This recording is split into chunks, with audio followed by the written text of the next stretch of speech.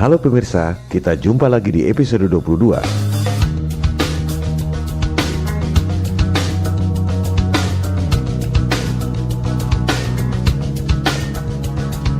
Beberapa hari lalu, saya kebetulan pergi ke sebuah toko buku. Di bagian Social Sciences, saya tertarik pada sebuah buku berjudul Indonesia dalam Rekayasa Kehidupan. Di covernya, terlihat ilustrasi gambar gurita mencengkeram bumi dan Indonesia. Saya menduga gurita ini adalah simbol dari sistem yang zolim yang mencengkeram seluruh dunia.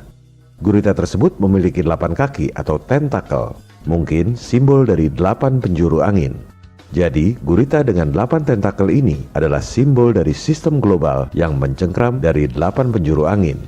Bumi berbentuk globe, interpretasi saya adalah simbol globalisasi, penjajahan gaya baru yang dibuat oleh elit global. Di situ terlihat ada figur anak Indonesia yang dengan berani melawan sang gurita raksasa, sehingga gurita tersebut tampak ketakutan. Ini sangat senada dengan adegan film yang sering saya cuplik, David vs Goliath, Nabi Daud melawan Jalut. Bagi saya, keberanian David melawan Goliath adalah simbol dari hidup tanpa rasa takut, kecuali kepada Tuhan.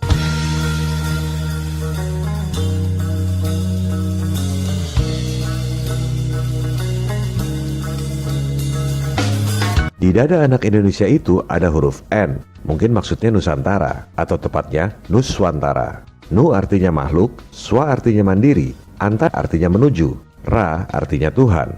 Jadi, Nuswantara itu maknanya adalah manusia mandiri menuju fitrahnya sebagai makhluk ciptaan Tuhan.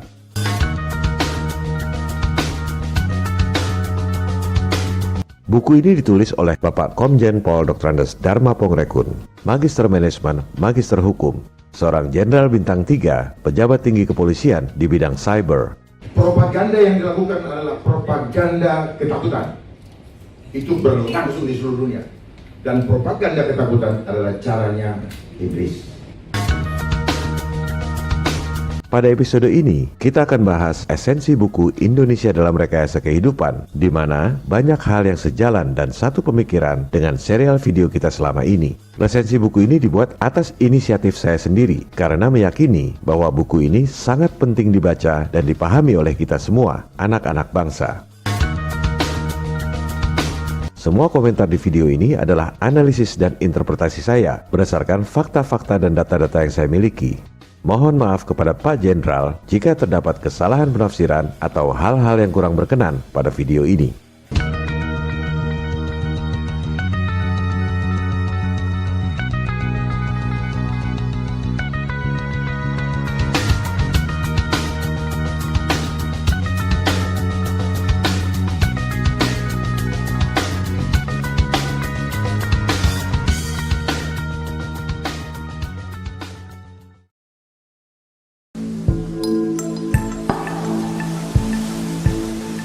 Esensi buku Indonesia dalam Rekayasa Kehidupan ini adalah tentang bahayanya globalisasi yang bertujuan untuk menghancurkan semua negara di dunia. Globalisasi ini dalam istilah saya adalah konspirasi global. Misi dari globalisasi adalah penyatuan sistem dunia yang biasa kita sebut dengan istilah One World Government.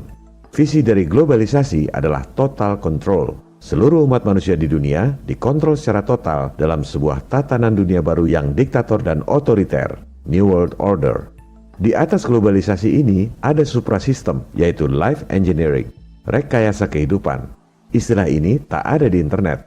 Melihat latar belakang penulis yang pernah jadi penyidik di Bareskrim, dan ketika video ini dibuat, beliau adalah seorang pejabat tinggi kepolisian di bidang cyber. Sangat mungkin Pak Jenderal memperoleh berbagai informasi dari sumber-sumber yang tak bisa kita akses. Rekayasa kehidupan ini bertujuan merubah makna dan perilaku hidup umat manusia. Anda akan dibikin jadi seperti barang atau binatang.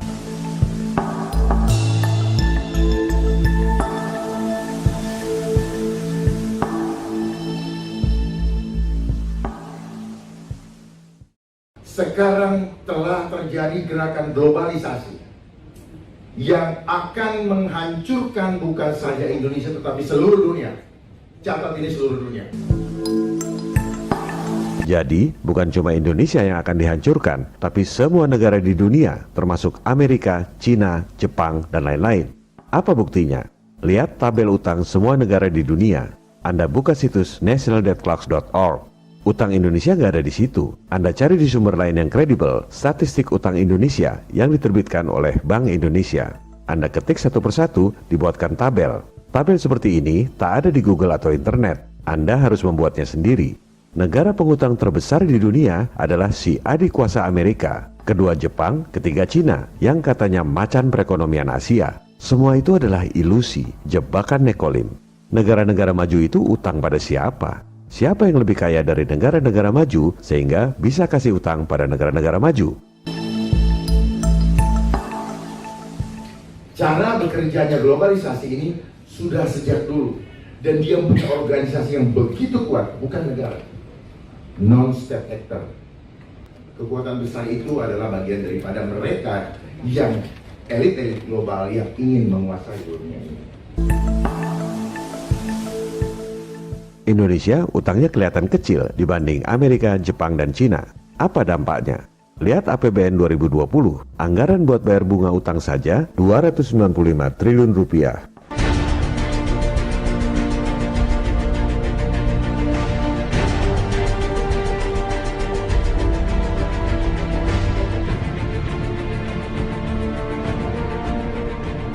Yang bayar siapa? Anda yang bayar, lewat pajak. Anda kerja, dipotong pajak PPH. Beli makanan, Anda bayar PPN. Jual beli tanah, si pembeli kena pajak, si penjual juga kena pajak. Inilah penjajahan gaya baru. Kelihatannya Anda merdeka, padahal Anda diperas oleh mereka. Gak sadar lagi. Silakan Anda pemilu, silakan Anda pilpres, silakan berantem cebong versus kampret. Tetap aja, Anda kerja banting tulang, bayar pajak, buat bayar utang pada para bankir asing yang kaya raya. Jadi globalisasi adalah sistem. Di atas globalisasi ada suprasistem. Sistemnya untuk apa? Untuk menyamakan sistem seluruh dunia. Dan mereka standarkan. Segala literatur, apapun yang kita pegang sekarang, sepanjang itu ngambil dari luar, itu adalah cara mereka memanipulasi kita punya konsep berbeda. Tujuannya cuma satu, totally control. Globalisasi sistem, di atas globalisasi ada yang namanya suprasistem yang mereka tidak pernah munculkan, cari di Google tidak akan dapat. Karena memang disembunyikan. Ini adalah rencana terakhir. Adalah apa? Life engineering. Coba boleh dicatat, tidak ada. Di situ hanya social engineering. Jadi life engineering, kenapa? Hidupan kita pribadi ini yang akan di engineer. Kenapa? Kita bukan barang, tetapi mereka mau bikin kita seperti barang. Jadi ujung-ujungnya adalah life engineering. Seperti apa life engineering? Semua kehidupan kita mau dikontrol. Perilaku kita berubah menjadi manusia yang tidak lagi menjadi manusia yang sejati atau makhluk luhur akhlaknya, tetapi kita akan dibuat seperti robot. Tidak punya cipta, tidak punya karsa, tidak punya rasa. Kenapa? Kita akan di-lock dengan sistem. Jadi gak bisa keluar dari sistem. Dan satu saat ini akan dipasang chipnya di badan kita. Itu pasti. Pasti. Kalau yang bilang tidak pasti, kita dibohongin. Pasti itu. Ya, saya mengajak kita untuk melihat ke depan. Karena kalau kita melihat ke depan, kita tahu apa yang akan terjadi di sana. Kita bisa membuat langkah-langkah strategis untuk menghadapinya.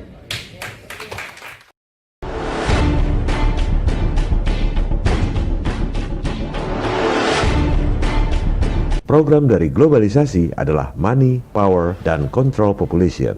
Dengan menguasai moneter dan bisnis global, memiliki banyak uang digunakan untuk menciptakan kekuasaan di atas negara-negara di seluruh dunia yang kemudian digunakan untuk mengontrol penduduk dunia. Program Money, Power, dan Control Population dijalankan dengan strategi yang terstruktur, sistematis, dan masif.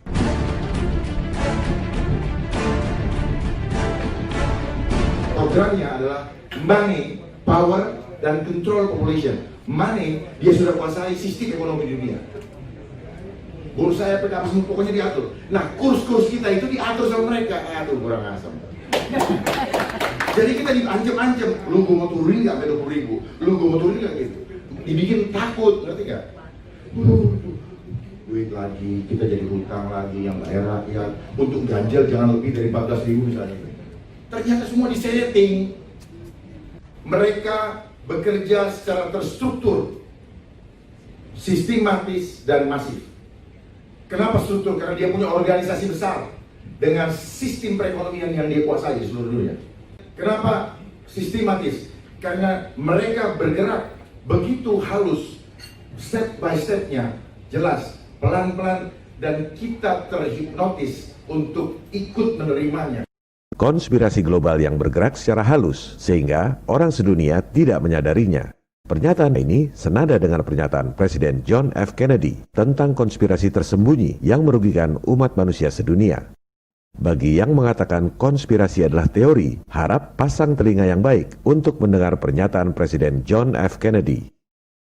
For we are opposed around the world by a monolithic and ruthless conspiracy that relies primarily on covert means for expanding its sphere of influence.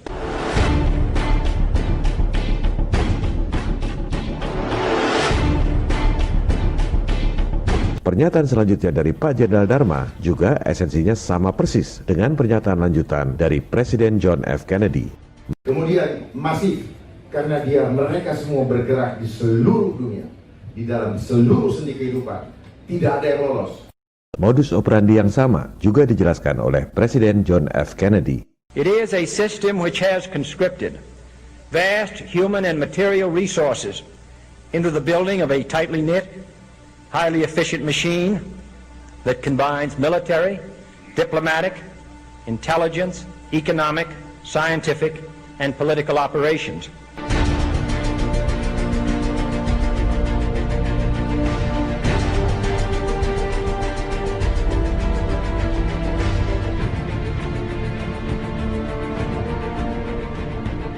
Kunci sukses elit global menguasai dunia adalah lewat program money.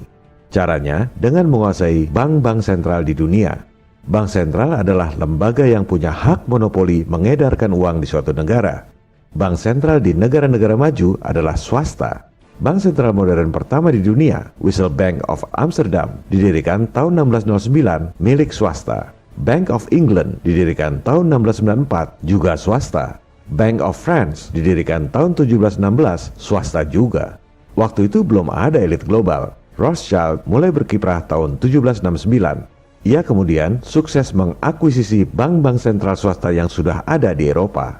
Dari situlah elit global memiliki kekayaan yang luar biasa. Kenapa? Karena mereka punya hak monopoli untuk mengedarkan uang dengan modal dengkul. Pasca 1945, sistem moneter global ini diterapkan secara terstruktur, melibatkan organisasi besar seperti World Bank, IMF, dan lain-lain. Kemudian dilakukan secara sistematis. Mereka ajarkan sistem yang zolim ini di semua sekolah di seluruh dunia, sehingga semua sarjana ekonomi, semua doktor, semua profesor menganggap sistem yang zolim ini adalah sistem yang benar. Dan elit global melakukan ini secara masif, diterapkan di semua negara di dunia. Dengan underball-nya bergerak secara masif, tujuannya cuma satu, totally control.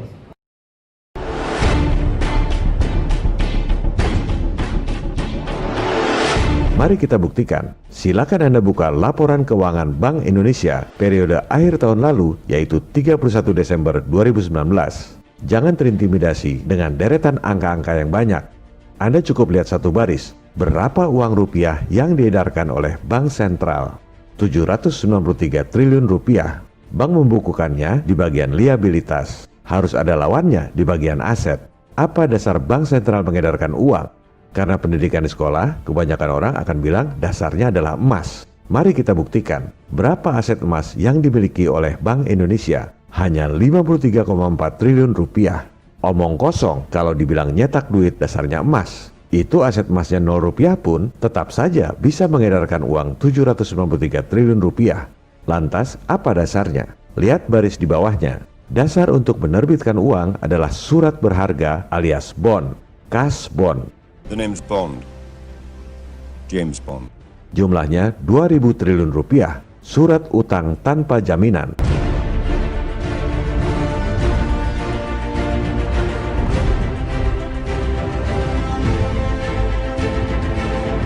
Kalau pemerintah defisit, terbitkan surat utang alias cash bond. Bank sentral terima surat utang pemerintah ditaruh di bagian aset. Misalnya, bon 1 triliun rupiah dicatat di bagian aset.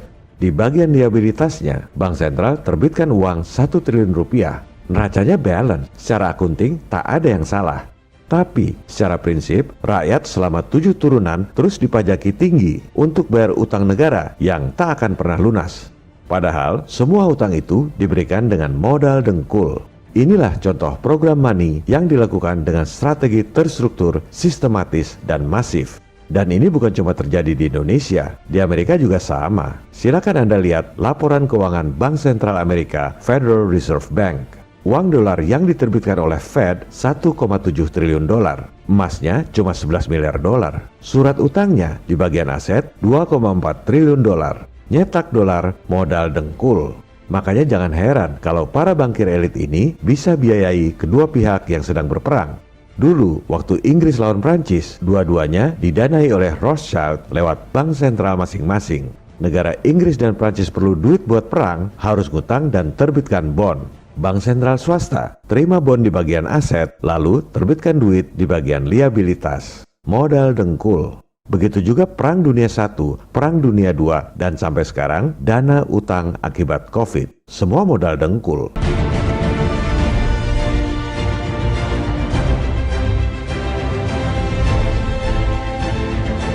Sampai kapan umat manusia di dunia sadar telah dikadali oleh sistem yang zolim yang diajarkan di semua sekolah di dunia dan dipropagandakan oleh semua media massa? Propaganda ketakutan, apa itu? Itu 9/11 itu propaganda, ISIS itu propaganda, dan teroris yang ada di dunia juga propagandanya mereka, dan mereka gunakan itu, dan ada yang dibayar, disetting, ada yang memainkan. Sekali lagi, saya membuat resensi buku Indonesia dalam Rekayasa Kehidupan ini atas inisiatif saya sendiri, karena meyakini bahwa esensi buku ini harus dipahami oleh kita, anak-anak bangsa, untuk membela negara dan masa depan kita sendiri. Besar hati kita melihat ada seorang pemimpin yang berani menentang kezaliman global untuk membela rakyat. Semoga makin banyak para pemimpin kita yang berkualitas seperti Jenderal Bintang 3 ini, Bapak Dharma Pongrekun. Jadi di sini butuh pemimpin yang punya hati sungguh-sungguh untuk bangsa. Bukan pemimpin. Gampang bangsa ini dipimpin kalau kita punya pemimpin yang sungguh-sungguh dan tidak perlu takut kehilangan apapun juga. Kalau kita takut kehilangan apa, ya pasti kita kehilangan, itu udah rumusnya. Tapi kalau kita tidak takut kehilangan, Tuhan akan memberikan kepada kita. Viva Republik Indonesia, salam people power. This is a revolution. I hate imperialism. I detest colonialism.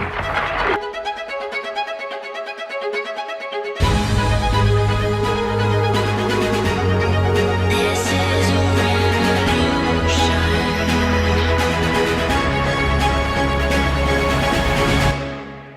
This is a revolution.